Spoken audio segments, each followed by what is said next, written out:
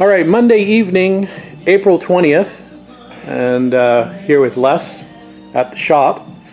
And we're going to do a couple of power hours tonight, and we're going to start disassembling probably the rear of this car first. I like to work from the rear forward, so I think what we'll do is we'll try to get the hubs out.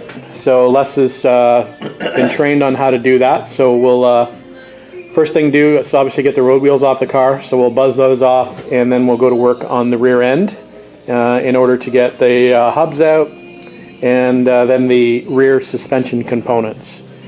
So we'll see how it goes. Hopefully we might be able to get that done within a couple hours, but we shall see. So anyway, we'll get the impact out and we'll start working.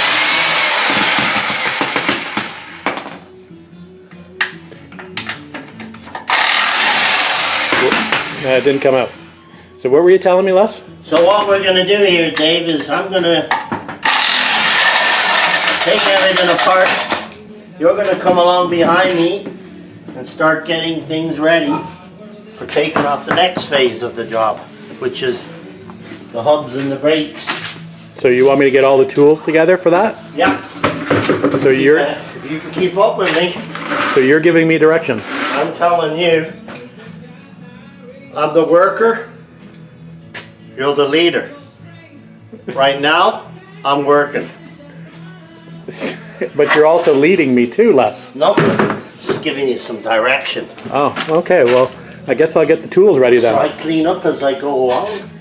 You just try and keep up with me. Okay, I'll get the tools ready, Chef. Yes, sir. All right, guys, going to be an extremely short update for tonight. A long story short, we've got everything off the rear of the car except for the differential and obviously the rear brake lines. But everything else is off. Some of the bolts are really seized on there. I don't think the lever shocks had ever been off. I don't think the trailing arms had ever been off.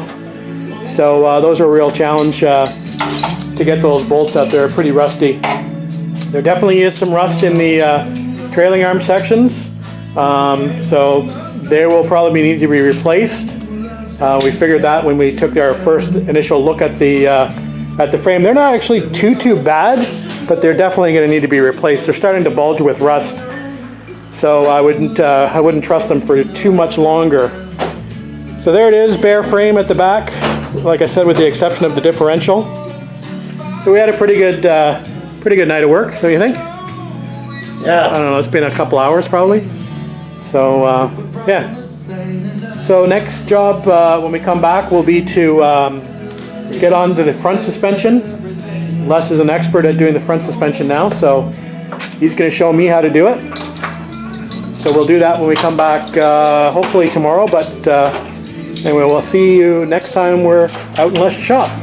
Have a good night, everybody. Night. Night. Just having a quick look before we go at the driver's side trailing arm. I was just bagging up the shims, and I was just looking at how bent this bracket is.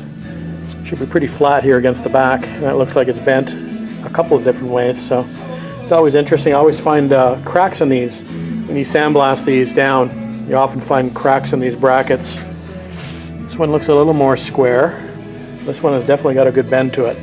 Anyway, we're going to probably upgrade these with the Richard Good adjustable trailing arm brackets. So we won't be reusing these anyway, but I just thought I'd take a quick video of that. That does not look good. All right, guys, good night. For real this time.